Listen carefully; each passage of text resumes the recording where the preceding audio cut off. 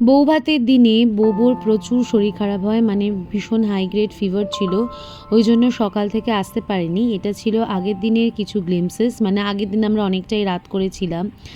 আর এখানে বৌদিকে রেডি করিয়ে ফেলেছে, অলমোস্ট রেডি হয়ে গেছে বৌদি। তো এখানে আমাদের ডিমান্ডটা শুনে দাদাদের থেকে। হ্যাঁ 10 লাখ দুদিকে চাইবে তো? হ্যাঁ 10 এখানে বৌদির জন্য একটা ছোট্ট সারপ্রাইজ দিয়েছে দাদা, সেটাও একটু ভিডিওতে তুলে নিলাম। আর এখানে শুরু হয়ে গেছে রিচুয়াল, বৌদি হয়ে গেছে একদম রেডি।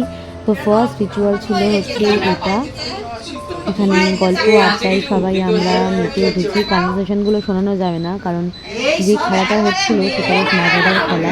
নতুন যাদের বিয়ে হয়েছে তাদের জন্য তো অ্যাবসলিউটলি এক্সাইটিং বটে। এইখানে ছিল হচ্ছে আমাদের আরেকটা গেম, তো সেটা কমপ্লিট হয়ে যাওয়ার পরে আমার দাদার কাণ্ডটা দেখো শুধু।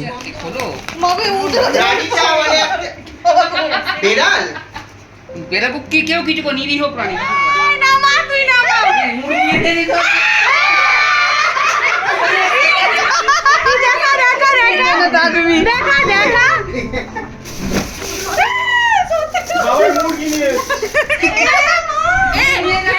আর এই ধরনের কাণ্ডের পরেই শুরু হয়ে গেছে আমাদের আংটি খেলা। তো অলরেডি রিলে আমরা দেখিয়েছি কে জিতেছে, আর এই ছিল তার স্টার্টিং।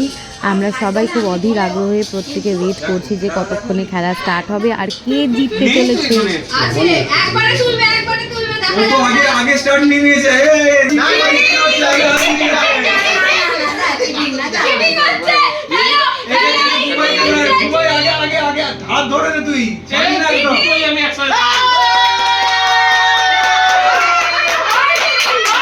ভেবেছিলাম রিসেপশনেও খুব সুন্দর একটা ভিডিও করব, কিন্তু সকাল থেকে তো পৌঁছতেই পারিনি আমরা।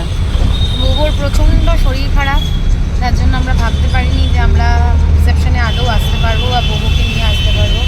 এই হচ্ছে ওর অবস্থা। এত সুন্দর একটা লেহেঙ্গা কেনার পরেও আমরা সামাও পৌঁছতে পারলাম না, পড়াতে পারলাম না। তো আমরা এখন যাচ্ছি ট্যাক্সি করে শাশুড়ি মাকে সঙ্গে করে নিয়ে, তাড়াতাড়ি করে অ্যাটেন্ড করে ওখান থেকে বেরিয়ে আসতে হবে, কারণ 11:55 মিট করছি কলেজ স্ট্রিটে। কত রকম এক্সপেকটেশন নিয়ে আমি ভেবেছিলাম বৌভাতের ভিডিও বানাবো, কিন্তু এমনই অবস্থা হলো যে কমপ্লিট কোনোভাবেই করতে পারিনি। বেশ অনেকটা রাতের হয়ে গেছিলো পৌঁছতে। আমরা যখন পৌঁছাই তখন মোটামুটি বাকিরা বসে গিয়েছে খেতে।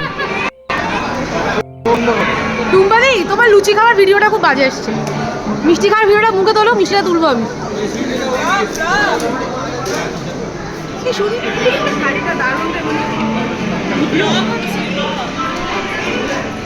দাদা আজকের খাওয়া দাওয়ার ফিডব্যাক? অসাধারণ, খালি এই চামচটা ভালো হয়।